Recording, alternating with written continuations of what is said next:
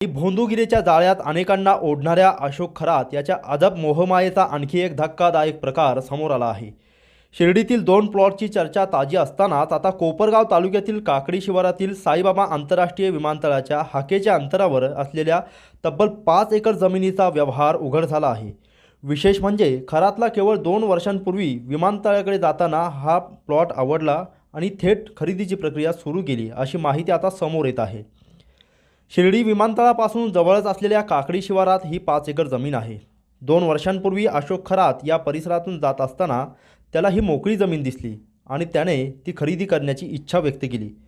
या जमिनीचे मालक विजय कोते यांनी दिलेल्या माहितीनुसार खरातने ही जागा पसंतीस उतरल्याचे सांगत व्यवहाराला सुरुवात केली होती। विमानतळाच्या अगदी जवळ असलेली ही मोकळी जमीन भविष्यातील मोठ्या आर्थिक लाभाच्या दृष्टीने महत्त्वाची मानली जात आहे। मिळालेल्या माहितीनुसार साधारण वर्षभरापूर्वी या 5 एकर जमिनीचा व्यवहार 64,40,000 रुपयांना निश्चित झाला असून त्याचे साठेखत करण्यात आले। ही जमीन येणे झाल्यानंतर ती रिसर अशोक खरातच्या नावावर केली जाणार होती। विशेष म्हणजे या व्यवहारासाठी खरातने 3,86,000 रुपयांचे मुद्रांक शुल्क देखील बाजारभावाप्रमाणे आणि 30,000चे नोंदणी शुल्क भरल्याचे उघड झाले आहे। एकीकडे भोंदू बाबाच्या काळ्या कारनाम्यांचा तपास पोलीस करत असताना दुसरीकडे त्याने जमवलेली ही अफाट माया पाहून सर्वसामान्य थक्क झाले आहे। शिर्डी विमानतळाच्या सानिध्यात असलेल्या अनेक मोकळ्या जमिनीवर खरातचा आधीपासूनच डोळा होता अशी चर्चा आता काकडी परिसरात रंगली आहे। या व्यवहारासाठी इतकी मोठी रक्कम नेमकी कुठून आली? हा पैसा भक्तांना फसवून मिळवलेला आहे का? अशा विविध चर्चांना उधाण आले आहे।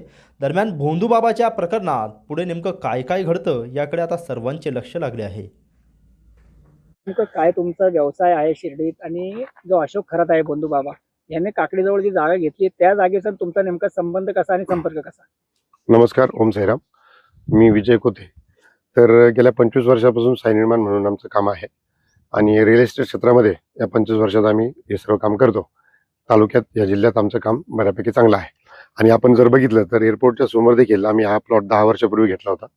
75 एकर प्लॉट आहे आणि साधारणतः आम्ही यामध्ये 18 लोक पार्टनर आहोत आणि हा प्लॉट आम्ही प्राथमिक त्याचं येणे झालेलं आहे। प्राथमिक येणे झाल्यानंतर हे कॅप्टन साहेब जे ते या ठिकाणी आले मध्यस्थीमार्फत, कारण ते एअरपोर्टला जातात त्यांना हा प्लॉट पसंत पडला। पण त्यांची आमची भेट झाली, त्यांनी हा प्लॉट घ्यायचा आहे, मग त्यानुसार आम्ही रजिस्टर सर्टिफिकेट त्यांचं करून दिलं। त्यांनी हा समोर आपल्याला 5 एकर प्लॉट हा त्यांनी इथे घेतलेला आहे। हा टोटल प्लॉट 75 एकर आहे। रजिस्टरसाठी करून त्यांच्या नावावरती 5 एकर प्लॉट रजिस्टरसाठी झालेला आता येणे अंतिम टप्प्यात आहे।